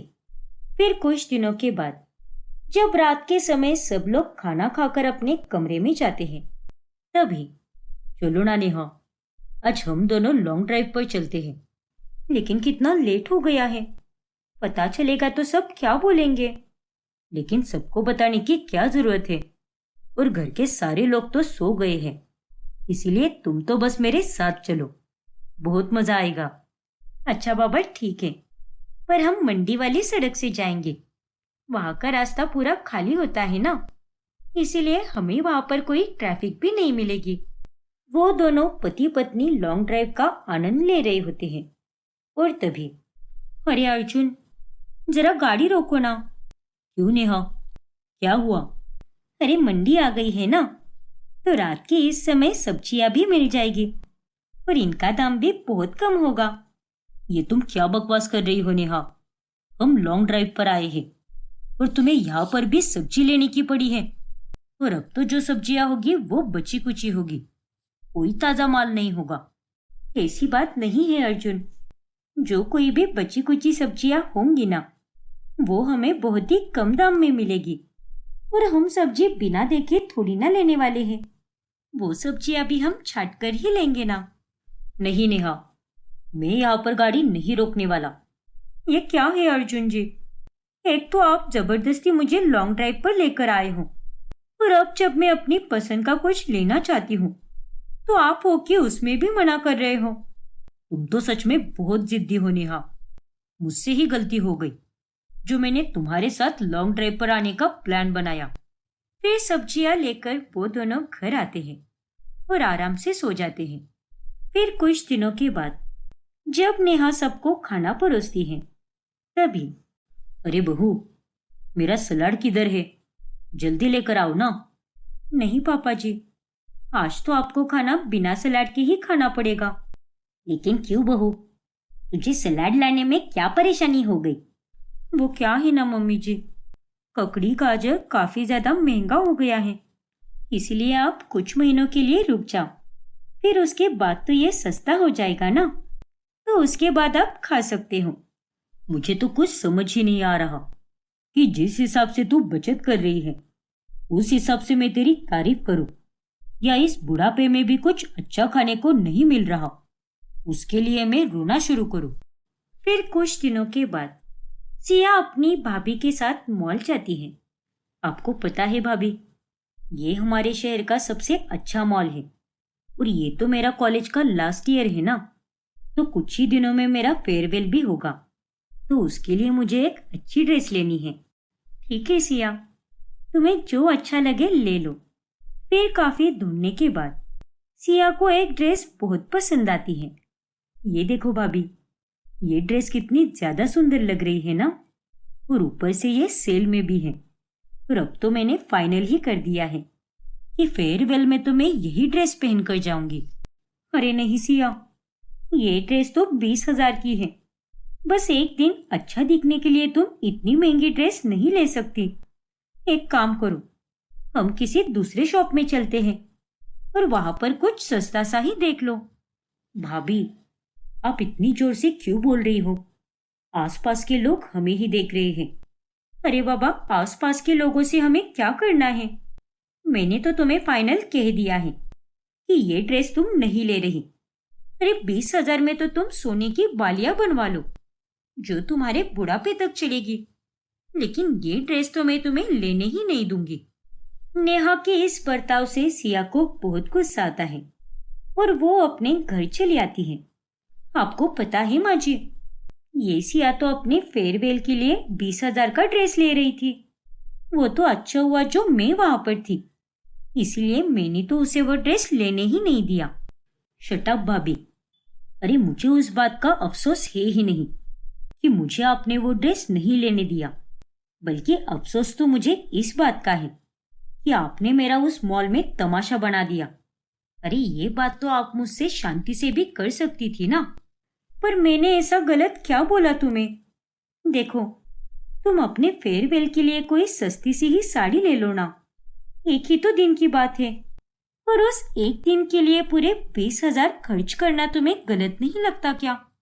हाँ सिया बेटा, पहली बार नेहा की बात मुझे सही लग रही है, पर नेहा बहू, तुझे भी आसपास का माहौल देखकर कुछ बोलना चाहिए था ना। वैसे भी हम सब तो तेरे ही इशारे पर चल रहे हैं ना, तो तू अगर सिया को प्यार से समझा देती तो वो तेरी बात मान ही लेती ना। भाभी को समझाने की कोई जरूरत नहीं है माँ, क्योंकि वो तो बस अपनी ही मनमानी करती है, और वो तो कभी गलत हो ही नहीं सकती ना, बल्कि गलत तो हमेशा हम ही रहते हैं, और उन्हें आप समझा भी क्यों रही हो? सस्ती सब्जियों की तरह उन्हें बाकी की चीजें भी सस्ती ही अच्छी लगती हैं। फिर एक दिन सुधा और मोहन दोनों बाजार से सब्जियां लेकर आते हैं। ये ले बहू, आज हम तेरे लिए सब्जियां लेकर आए हैं, वो भी बाजार से। लेकिन इतनी महंगी सब्जियां लेने की क्या जरूरत थी पापा जी? इससे अच्छा तो मैं लेकर आती ना। अरे तू पहले पूरी बात सुन तो लिया कर बहू, मुंह खोला नहीं कि जवाब देने के लिए खड़ी रहती है तू। अरे ये सब्जियां तो हमें सस्ते दाम पर ही मिली है, इसीलिए हम इसे लेकर आए हैं, और हमें भी पता है कि तुझे सस्ता सामान ही अच्छा लगता है, तो हम इस घर में महंगी सब्जी कैसे ला सकते हैं भला।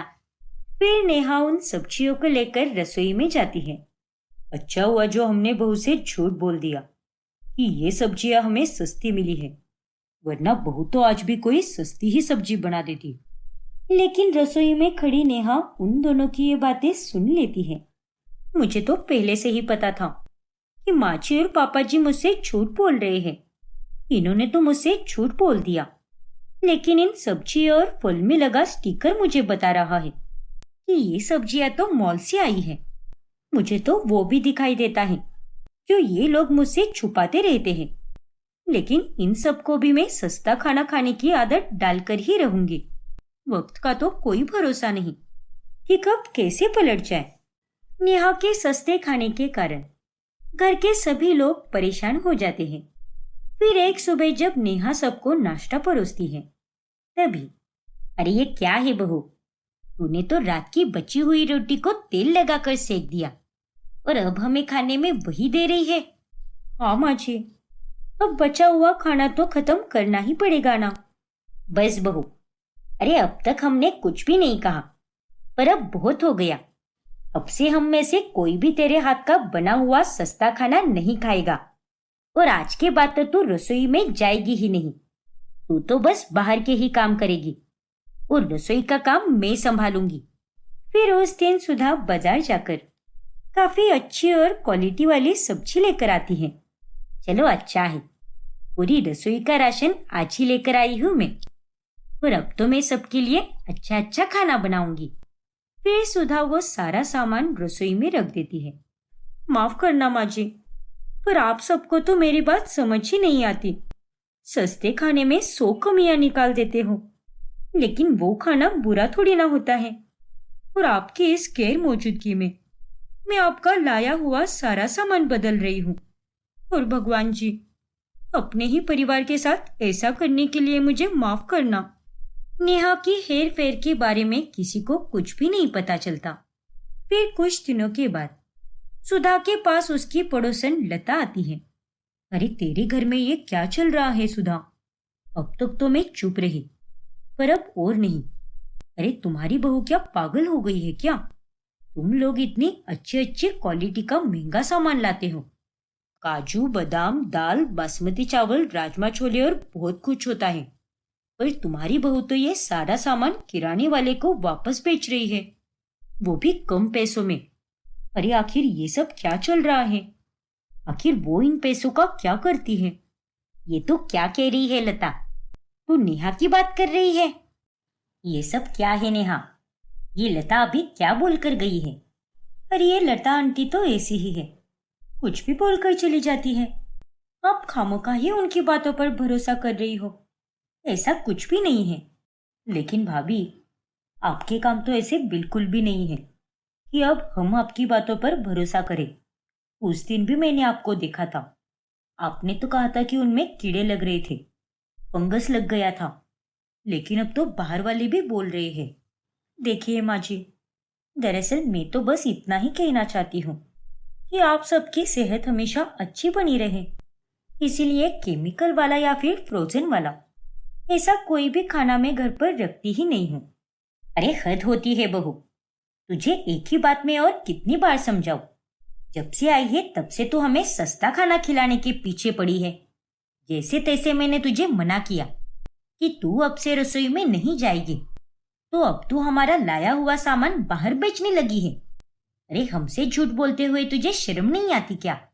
ऐसी बात नहीं है माँ जी, मैं तो आप सबके लिए ही सोच रही हूँ ना, और अगर उसी के लिए मुझे झूठ बोलना पड़ रहा है तो माफ कीजिए, उसमें मुझे कोई शर्म नहीं आती।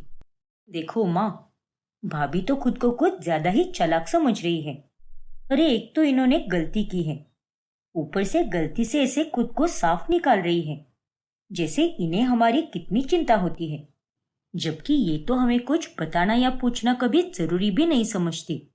सिया, अरे इतना होने के बाद भी तुझे कोई शर्म नहीं आ रही?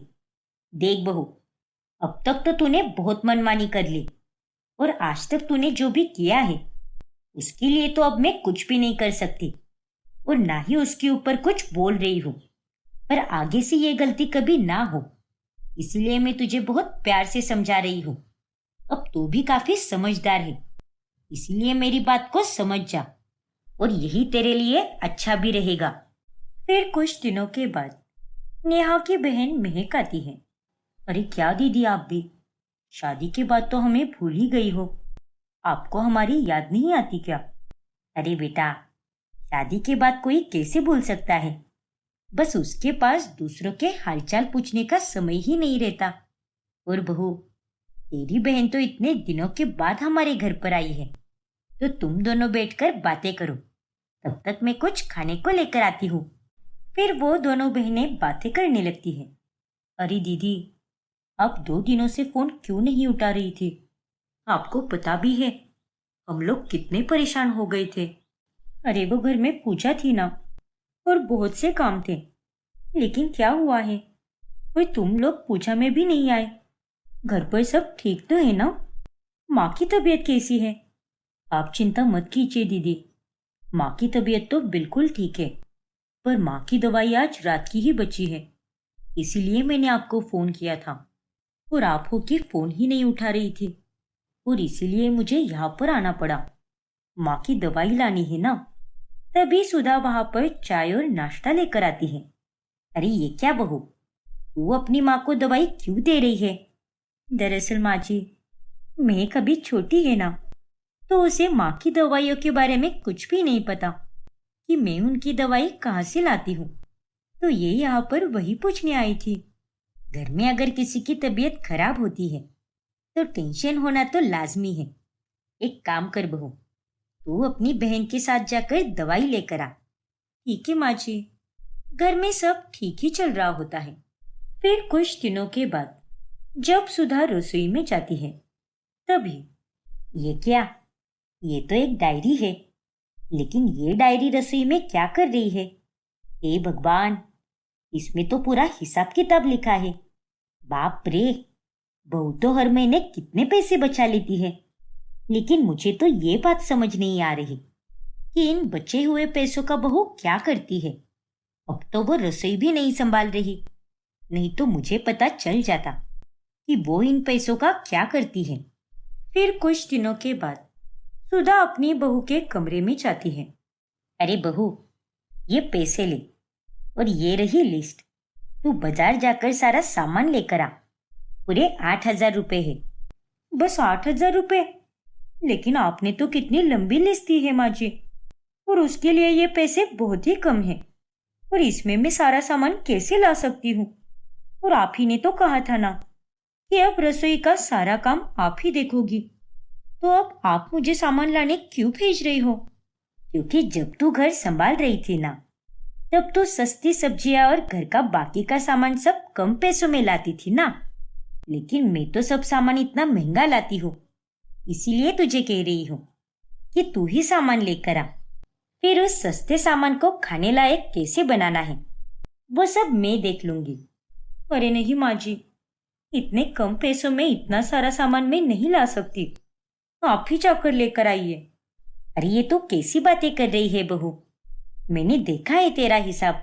अरे पहले तो तू 7,000 रुपए में सारा काम कर लेती थी, फिर यहाँ तो मैं तुझे पूरे 8,000 रुपए दे रही हूँ, और तू है कि उसमें भी मुझे कितने नखरे दिखा रही है।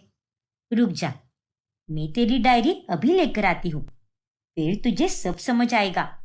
अरे नहीं माँ जी, आप तो गुस्सा हो रही हो। लाऊंगी मैं सारा सामान, इतनी सी बात के लिए हिसाब दिखाने की कोई जरूरत नहीं है। अब आएगा मजा। बस 8,000 में बहू अगर इतना सारा सामान लेकर आ गई तो मुझे पता चल जाएगा कि बहू ने हर महीने कितने पैसे खाए होंगे। दिन ब दिन नेहा की हरकतें सबको नजर आने लगती हैं। ऐसे ही कई दिन निकल जाते हैं, लेकिन इस बारे में नेहा से कोई कुछ भी नहीं बोलता। फिर एक दिन, अरे नेहा, तुम घर के बाहर क्या कर रही हो? अरे मैं तो पास में ही जा रही थी, लेकिन आज आप इतनी जल्दी कैसे आ गए? और आपके हाथ में इतना सारा सामान क्यों है? अरे ये तो घर के ही जरूरतों का सामान है। हमारे घर में ये क्या हो रहा है? माँ जी तो कभी मुझे सामान लाने के लिए बोलती है, तो कभी खुद सब करती है, और आज तो सामान तुम लेकर आ रहे हो। अरे पिछले महीने तो सारा सामान तुम लेकर आई थी ना, और इस महीने मेरे पास कूपन पड़े थे, तो मैंने सोचा कि मैं ही लेकर आता हूँ। अच्छा अब इसे जल्दी से पकड़ो, मुझे थोड़ा और सामान लाना है। पहले से ही कितना सारा सामान लेकर आए हो, तो अब और क्या रह गया है? अरे तुम पकड़ो तो सही, तब तक मैं सामान लेकर आता हूँ। फिर अर्जुन सामान लेने चला जाता है। इसे वापस आने में कम से कम आधा घंटा तो आराम से लगेगा, लेकिन उसके पहले मुझे इस सामान का हिसाब करना पड़ेगा।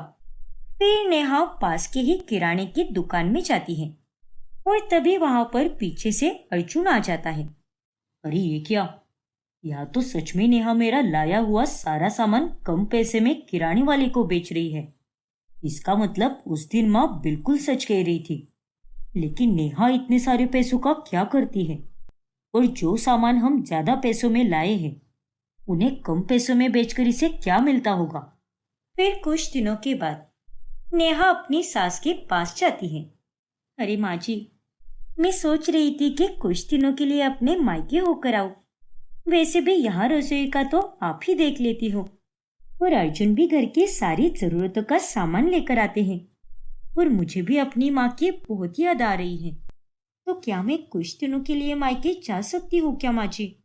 हाँ हाँ, क्यों नहीं बहू। अगर तुझे अपने मायके की इतनी याद आ रही है तो ठीक है, चली जा अपने मायके। पर मैं उम्मीद करूंगी कि अगर अब तक तूने हमसे कोई झूठ बोला हो या फिर कोई गलती की हो तो उसे अभी सुधार दे बहू। अचानक से आप ये क्या कह रही हो माँ जी? मैंने कुछ किया है क्या? अरे नहीं बहू, मैं तो बस ऐसे ही कह रही हूँ। फिर अगले दिन नेहा अपने मायके आ जाती है। अरे नेहा, तू यहाँ पर? लेकिन तूने बताया क्यों नहीं कि तू आने वाली है? अरे क्या माँ, आप भी आपसे मिलने के लिए भी मुझे कुछ बताना पड़ेगा क्या? और वैसे भी मुझे आप सबकी बहुत याद आ रही थी, और इसीलिए मैंने सोचा कि आपसे सीधा मिलने ही चली आऊं। तो मुझे देखकर आपको खुशी नहीं हुई क्या? अरे कैसे नहीं होगी, तुझे देखकर तो मैं बहुत ज्यादा खुश हूँ। अरे भगवान तुझ जैसी बेटी सबको दे। और तू तो शादी के बाद भी हम सब के लिए कितना सोचती है। क्या माँ, आप भी? अगर मैं आप लोगों के बारे में नहीं सोचूंगी तो कौन सोचेगा? पर अब मैं यहाँ पर एक हफ्ते के लिए रहूंगी, उसके बाद ही अपने ससुराल जाऊंगी। ठीक है बेटा, फिर ये हफ्ता तो मैं तेरी पसंद का ही खाना बनाऊंगी। फिर एक हफ्ते के बाद नेहा वापस अपने ससुराल आती है। अच्छा हुआ बहू जो तू आ गई। अरे तुझे पता है, जब से तू अपने मायके गई थी ना, तब से हमारा पूरा घर सूना हो गया था। सच में बहू, हम सब ने तुझे बहुत याद किया। अच्छा, अगर मुझे पहले पता होता कि आप सब लोग मुझे इतना याद करोगे तो मैं अपने मायके जाती ही नहीं, या फिर जल्दी आ जाती। अरे नहीं बहू, तू तो मायके कितने दिनों के बाद गई थी, और अब उस पर भी हम तुझे जल्दी बुला लेते तो अच्छा थोड़ी ना लगता है। अच्छा बहू, इस बार की पेंशन मैंने तेरे लिए रखी है, क्योंकि तू हमारे घर की लक्ष्मी है ना, तो ये मेरी पेंशन घर की लक्ष्मी के हाथ में ही जाएगी। थैंक यू सो मच पापा जी, आप मेरे लिए कितना सोचते हो। और नहीं तो क्या बहू, और सिर्फ इतना ही नहीं है, हमने तेरे कमरे में भी कुछ सामान रखा है, जिसमें नई नई साड़ियाँ और सूट भी रखा है। सारा सामान तेरी पसंद का ही आया है, तो उसे भी एक बार देख लेना। आप बहुत अच्छे हो पापा जी, मुझे तो यकीन ही नहीं हो रहा कि आपने इतना सब अपनी बहू के लिए किया है। अरे इसमें कौन सी बड़ी बात है बेटा, जैसे मेरे लिए सिया है वैसे ही तू ही है, और हम सब तो एक ही परिवार है ना। और अगर हम तेरे लिए इतना सोचते हैं तो तू भी तो हम सब के लिए कितना सोचती है। हमें सस्ता लेकिन कितना अच्छा खाना खिलाती है, हमारी सेहत के भी बारे में सोचती है। अरे हम सब ने तो तुझे कितनी बार गलत कहा, ऊपर से तुझे कितना सुनाया भी है, लेकिन उसके बावजूद भी तू हमारे लिए कितना सोचती है। पापा जी। अरे क्या हुआ बहू, तेरा मुंह अचानक से इतना मुरझा क्यों गया? मैंने कुछ गलत कहा क्या? अरे नहीं पापा जी, आपने कुछ भी गलत नहीं कहा, लेकिन आपका ये प्यार देखकर मुझे अपने पापा की याद आ गई। अरे कोई बात नहीं बहू, और मैं तुम्हारा पापा ही हूँ। अच्छा अभी अभी तू आई है ना, तो थक गई होगी। जा बेटा, अपने कमरे में जाकर थोड़ा आराम कर ले। फिर उसी शाम नेहा हाथ में थैली लेकर दुकान पहुंचती है। अरे भैया, ये सारा सामान आप कितने में लोगे? ये साड़ियाँ तो काफी महंगी लग रही है बेटा, और आप तो हर बार नई नई साड़ियाँ और घर का सामान क्यों बेचने आ जाती हो? भला इसमें आपका क्या फायदा होता है? वो सब छोड़िए भैया, और आप तो बस सामान के पैसे बताओ। तभी वहां पर मोहन आता है, और उसे देखकर नेहा घबरा जाती है। पापा जी, आप यहाँ पर? हाँ बहू, अभी के अभी ये सारा सामान घर लेकर चलो। मुझे बीच बाजार में कोई बात नहीं करनी।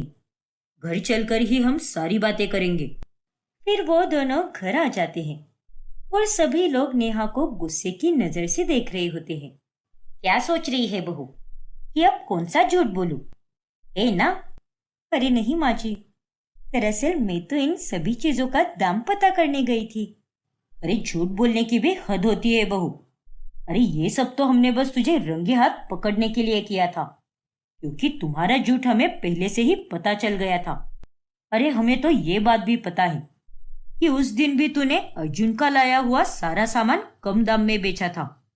ऊपर से तेरी सास को रसोई में तेरी डायरी भी मिली है और उसमें तो साफ साफ पता चलता है कि तूने सारा सामान कितने पैसों का लाया और बचे हुए तू कितने पैसे खा रही है। इसीलिए अब भी बता रहे हैं, कोई झूठ मत बोलना, जो है वो सच सच बताना। मुझे माफ कर दीजिए पापा जी। दरअसल मैंने आप सबसे पहले भी कहा था कि मुझे नौकरी करनी है, लेकिन आप सबने मुझे मना कर दिया। मुझे अपने मायके को सपोर्ट करना था। माना कि वहां पर इतनी प्रॉब्लम्स नहीं है, पर मैं तो उस घर की बड़ी बेटी हूं ना, तो मैं उन्हें उनके हाल पर नहीं छोड़ सकती ऐसे। इसीलिए मैं यहाँ से पैसे बचाकर उन्हें दिया करती थी। हे भगवान, सच में बहू, मुझे तो अब ये समझ नहीं आ रहा कि तू अपने मायके के बारे में इतना सोचती है इसलिए तेरी तारीफ करूं, या फिर तूने अपने ससुराल के बारे में कुछ भी नहीं सोचा उसके लिए तेरी क्लास लगाओ। अरे अब तो तेरी शादी हो गई है, तो तुझे अपने ससुराल के बारे में भी सोचना चाहिए था। अरे हम तो इतने दिनों से बस तेरे लिए इतना सस्ता और चीप क्वालिटी का खाना खा रहे थे, क्योंकि वो खाना तुझे अच्छा लगता था और हम तेरा मन दुखाना नहीं चाहते थे। लेकिन तूने तो हमारे बारे में कुछ भी नहीं सोचा कि अगर इन लोगों को ये सब्जियां पसंद आती है तो इन्हें यही बनाकर खिला दूं। अरे तुझे तो हमारी कोई भी नहीं पड़ी, बस अपने मायके वालों के ही बारे में सोचती रही। और क्या मिला तुझे ये सब करके? तूने तो पैसे कमा लिए, लेकिन हमारा इतना महंगा और क्वालिटी वाला सामान तूने कम दाम में बेचा और हमें एकदम चीप क्वालिटी का खाना खिलाया तूने। और ये तूने बहुत गलत किया है बहू। अरे नहीं माँ जी, ऐसी बात नहीं है। मुझे तुझसे अब कोई सफाई नहीं चाहिए बहू। और तुझे अपने मायके वालों के लिए इतना ही करना था तो उस दिन हमें सब साफ साफ बता देती ना।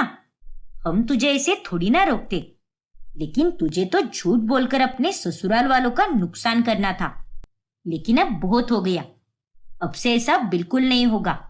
तुझे नौकरी करके अपने मायके वालों के लिए कुछ करना है तो तू कर सकती है, पर आगे से हम सस्ता खाना नहीं खाएंगे। और अगर तुझे नौकरी करनी ही है तो घर का सारा काम करके करना होगा। अरे अब तक तो तूने हमें बहुत परेशान किया है, लेकिन अब और नहीं। और हाँ, अब से खाने में तेरी चीप क्वालिटी का सस्ता सामान नहीं चलेगा। सारा सामान हम ही लेकर आएंगे और तू वही खाना बनाएगी जो हमें पसंद है। ठीक है माँ जी, जैसा आप कहें। सबके सामने नेहा का सच आ जाता है। फिर उस दिन के बाद से नेहा वो सस्ता खाना बनाना छोड़ देती है और नौकरी करके अपने मायके वालों की मदद भी करती है।